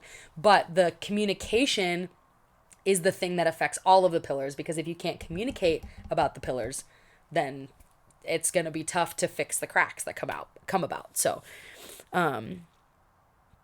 exactly, they absolutely make you stronger, 100%.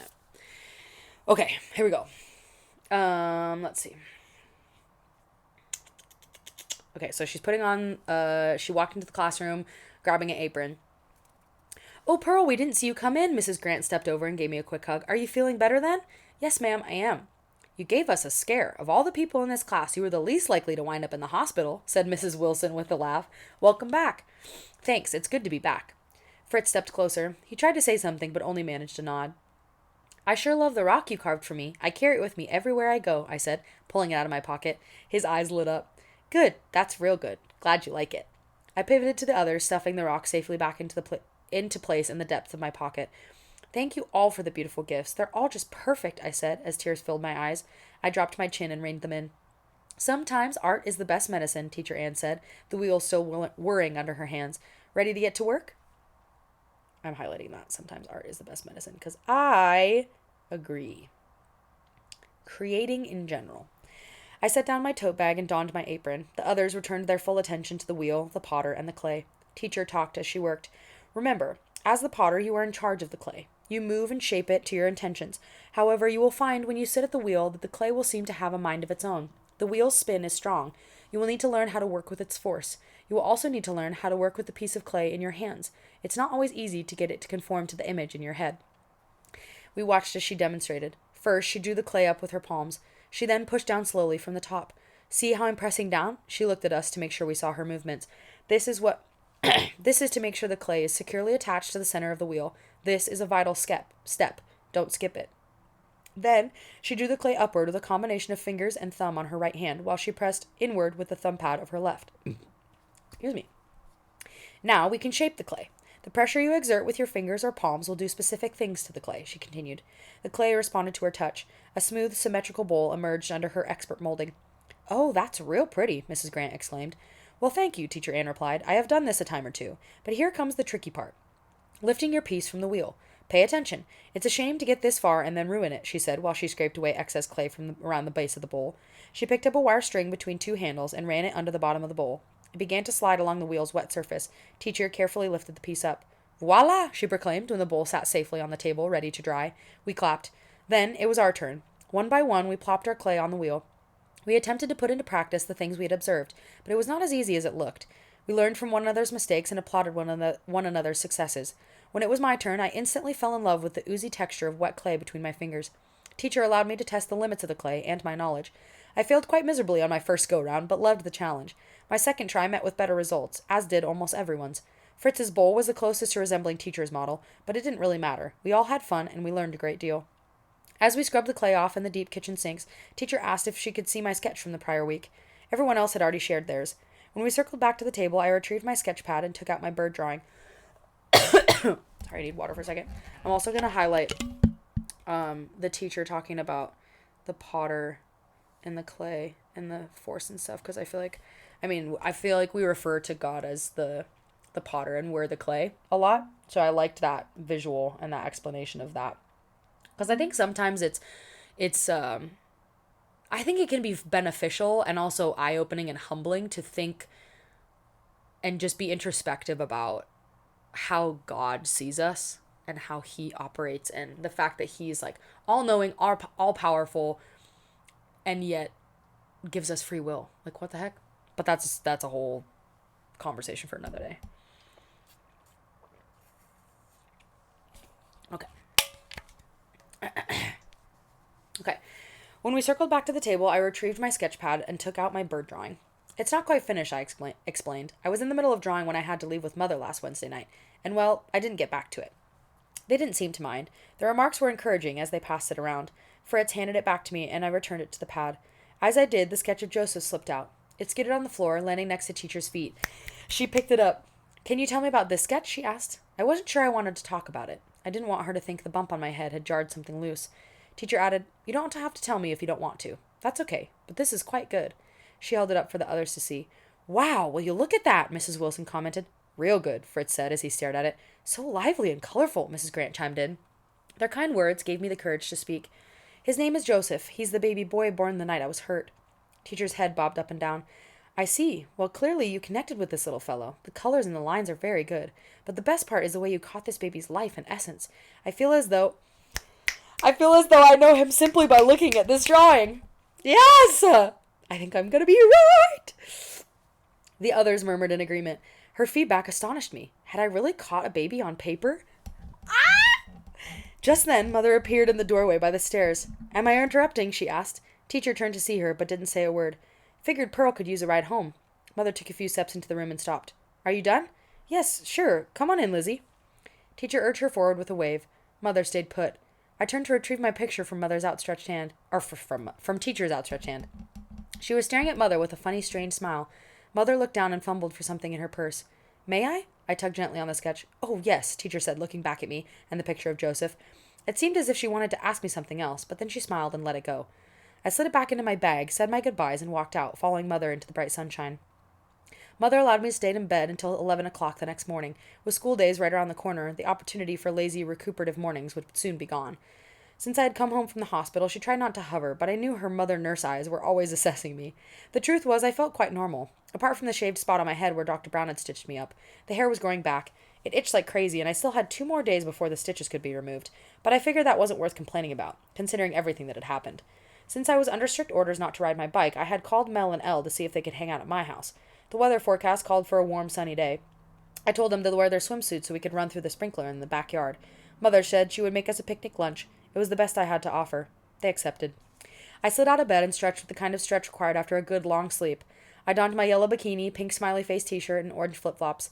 I brushed my hair carefully to avoid the stitches and drew it up into a high ponytail. The sounds of Mother humming and making lunch lured me into the kitchen.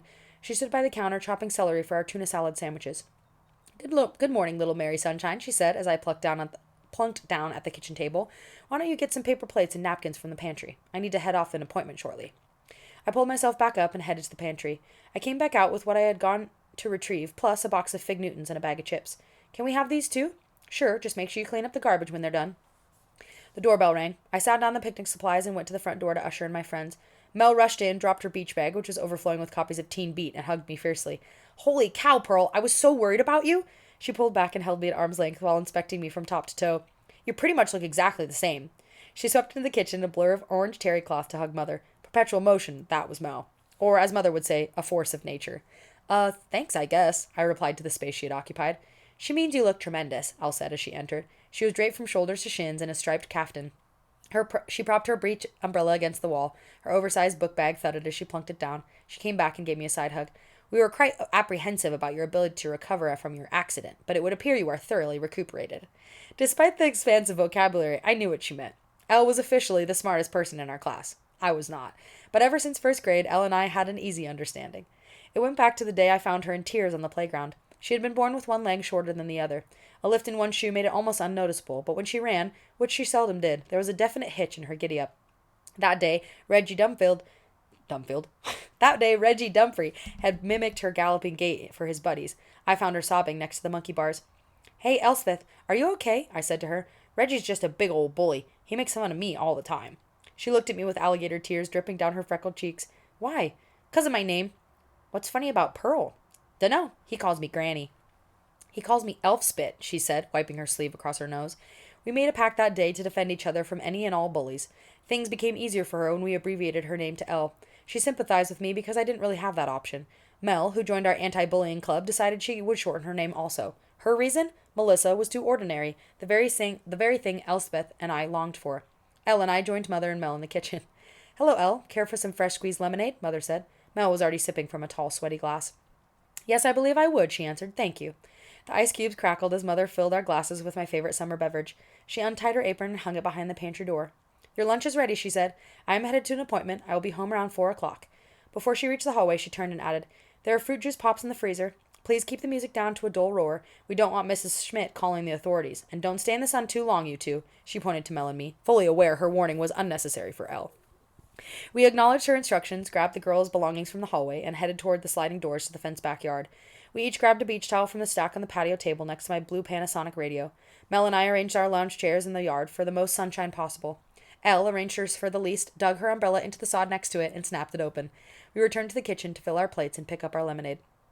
I turned the Panasonic to 98.3 FM, the cool rock station. When Waiting for a Girl Like You came on, Mel dropped her sandwich and sprang to her feet. As she began to lip sync, Elle and I grabbed our imaginary microphones and took our place as her backup singers. Mel danced as if born to a career on stage. Elle and I swayed awkwardly and giggled. The song ended. Mel grabbed our hands, raised them skyward, and pulled us down into a dramatic bow.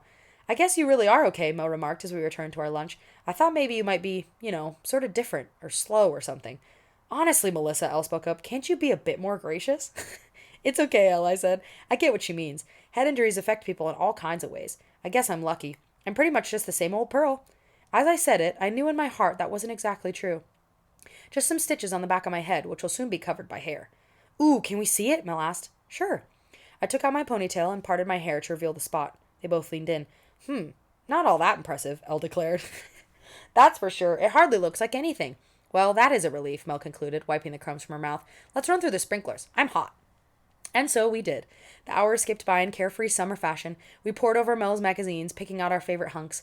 I was tempted to tell them about Gregory, but decided against it. They were my best friends, but neither one of them was very spiritual.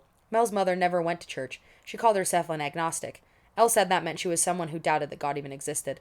On occasion, however, I had seen Mel's father slip quietly into the back pew of our Savior's by himself. Mel never came with him. Elle went to the Catholic church with her mom and brothers, but mostly only at Christmas or Easter. They're cheesters! She said it was because her mom felt embarrassed about being divorced. That's real. I knew I'd tell them all about my experience sometime. I just didn't know when or how. Mel kept the conversation flowing with talk about life in junior high, the latest celebrity heartthrobs, and other important topics. We consumed the entire bag of chips and all but one of the Fig Newtons. Before long, it was time for them to go home. They packed their stuff and hugged me before heading toward the front door. Can you guys come back tomorrow? I asked. Maybe, Mel said. I'll have to check with Dean and Francis. Who? Elle and I said at the same time. The parental unit, she said on her way outside. What about you, Elle? She stopped and faced me. I am required to go out to my dad's. She paused. A darkness washed over her face. Is he okay? He seems, unsettled. More than usual, even. Are you sure you should go? I don't have a choice. She tried to smile. But don't worry. I'm quite sure it has nothing to do with me or my brothers. From what I could gather from the latest quarrel between my parental units, something unfortunate has happened to his latest girlfriend. Oh, sorry, I said, not really knowing what to say. She grabbed my hand. I'm really glad you're okay. I don't know what I would do without you. Her emotions had reduced her to the use of ordinary words. I choked up. We might have cried had Mel not burst in from the bottom of the steps.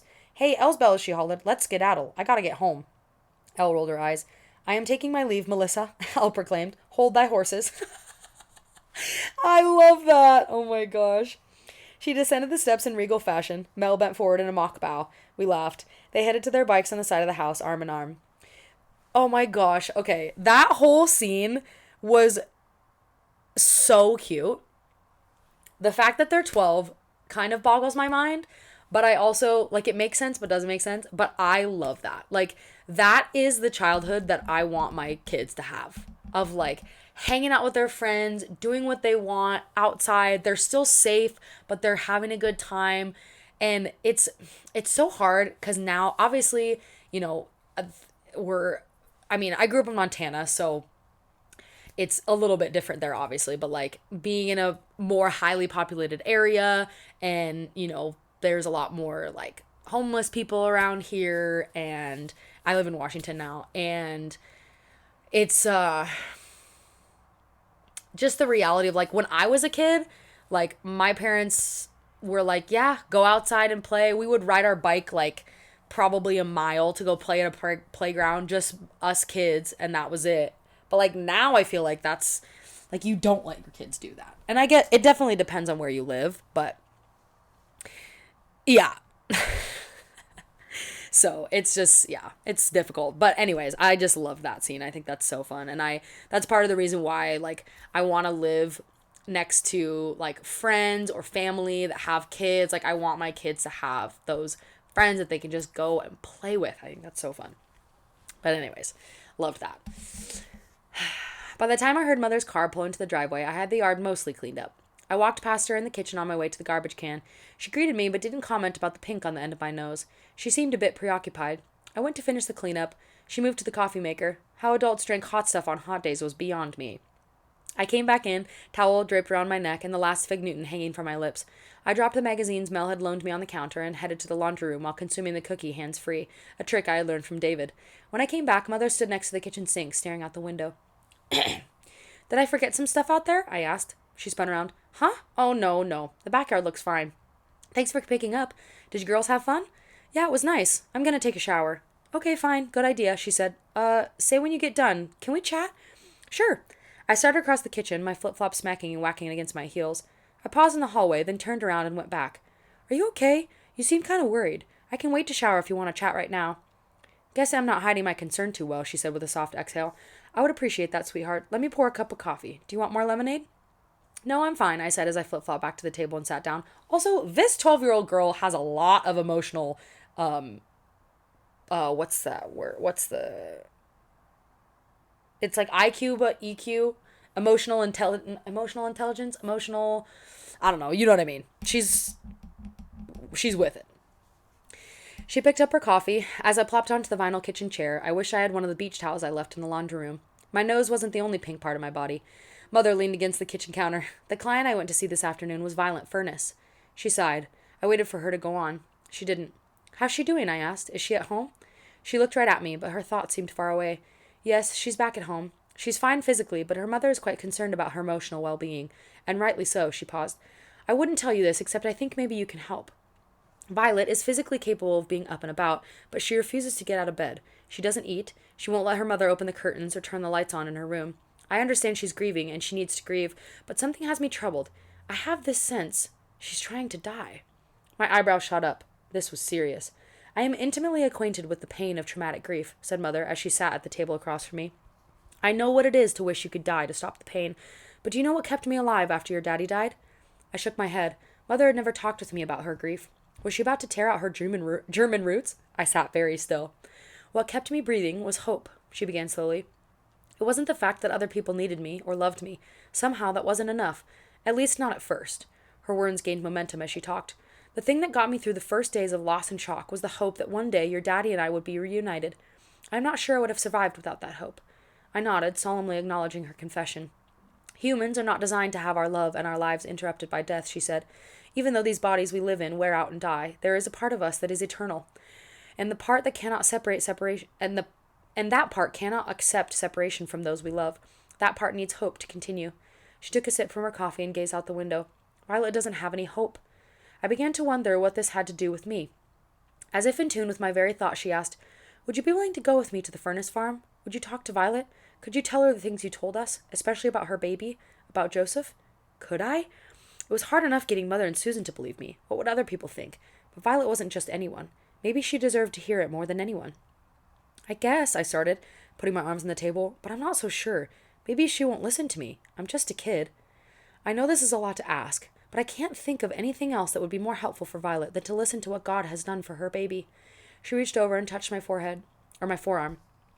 You can keep your experience to yourself if you want, or you can use it to help others. It's up to you. I closed my eyes to think. Instantly, Gregory popped into my mind. He'd said I had work to do, and people who needed me to be me.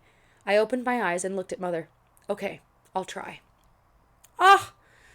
I love that! Oh my gosh, that's so cute. Okay, that was the end of chapter 9. I'm on chapter 10, page 104, work to do. I love that. Okay, I think that's actually a great place because now I think she's going to get into like figuring out what her calling is, and I love it. Oh my gosh, okay, that was incredible. You guys, I am loving this book. I'm loving it. I know that there is going to be people that probably won't like it or won't like this stream because, you know, I'm a Christian talking about Christian things, talking about heaven, all the different things, but that's such a big part of who I am that I can't not do it. And I love that this is the first book that I'm reading out loud, that I get to have these discussions and have these opinions and talk about stuff that I truly believe in. So hopefully it's not turning you off from having fun and enjoying and, you know, just joining the community, because there's going to be a lot of different types of books that I read. But this one was just the one that I wanted to start with, and I am absolutely loving it. And I think it's a great conversation starter in a lot of ways. So hopefully you guys are enjoying it.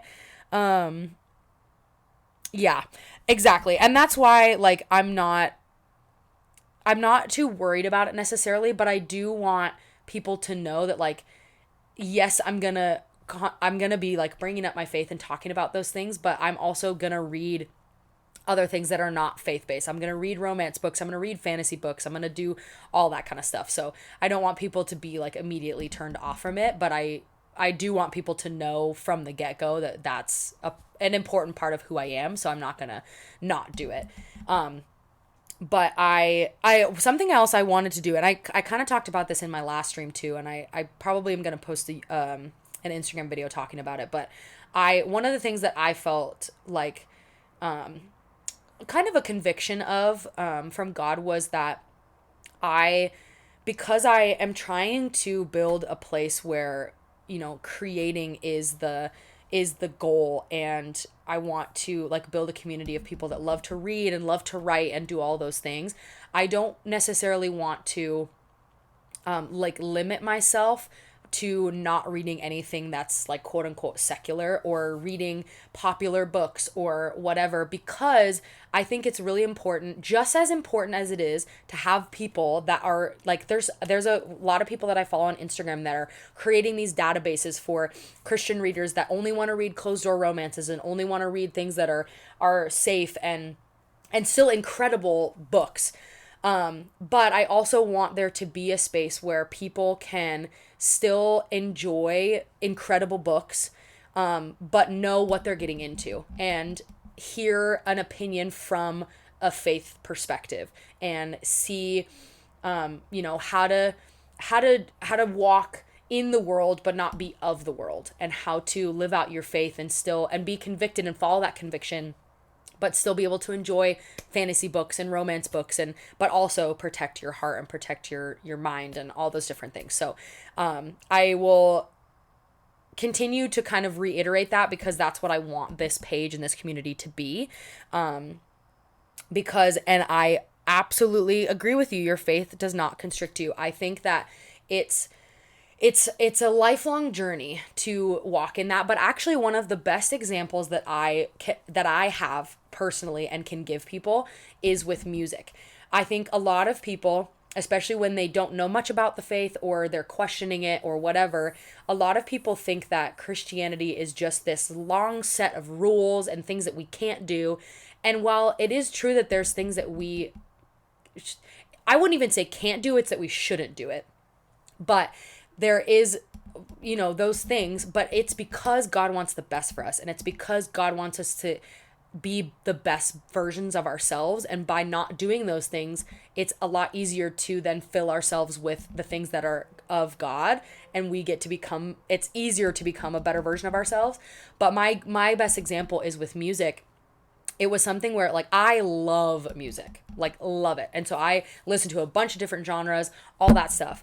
And for a long time, even though I was a Christian, I mean, I've been a Christian my whole life, but even though I, you know, believed in God, believed in Jesus, all those things, there was a good section of my life where, like, I don't know if I mean, I guess I'd kind of say like I didn't really care, or I didn't have the conviction of the Holy Spirit or the deep enough relationship with God to be convicted by the Holy Spirit and to actually listen, that I don't think I really recognized how much secular music affected me. And so as I deepened my relationship with God, it actually became something where it was the desire of my heart to not listen to those things, and not even not necessarily not listen to those things, but actually listen to things that I knew were life-giving. Like, my desire to listen to something that was life-giving trumped my desire to listen to worldly things and secular things, or my desire to or I guess okay, let me see if I can articulate this well. My desire to listen to something that was life-giving and in line with God's will trumped my aversion to having a rule of like, I shouldn't listen to that, or I can't listen to that. Hopefully that makes sense. But anyways, I think that as we grow closer to God, it actually just becomes a desire in our heart to do the things that are of Him and in line with His will, rather than being so focused on all the things we can't do. Because then you realize these things that are of God are so much more life-giving. And now, like, yes, I still listen to secular music every once in a while, and it can be fun, it can be good, it can be whatever, but there's songs now that will come on and I will immediately be like, nope. And like, if you really listen to the lyrics and all this stuff, like, you can tell how it affects your spirit, versus like, if I'm listening to worship music, I'm like, come on. So anyways, again, another soapbox. I feel like it's funny because because it's a faith-based book, it just is, getting my gears turning, and I'm getting on a lot of soapboxes about faith and God and all the things, which, love it. It's great. But yeah, okay. I will stop talking now. I had so much fun in this chat. Thank you, Spooky Tech. I genuinely am so grateful to have you in my community, to have you be coming back to my streams and watching me and chatting with me. It's genuinely so fun, and this is what I want this to be, and I'm hoping that more people will be able to join, more people will be able to have these conversations with us. And thank you again for making that Discord too. I'm going to check that out and hopefully get that kind of started. And which, speaking of that, actually makes me think I need to write my Substack article for the week. I have a couple different topics and things that I have kind of in the queue, so I need to write that so I can post that. But yeah, anyways, thank you guys so much for joining in, and I will see you guys next Monday at 10 a.m. just like normal. I hope you guys have an amazing and blessed week, and I will see you guys next week.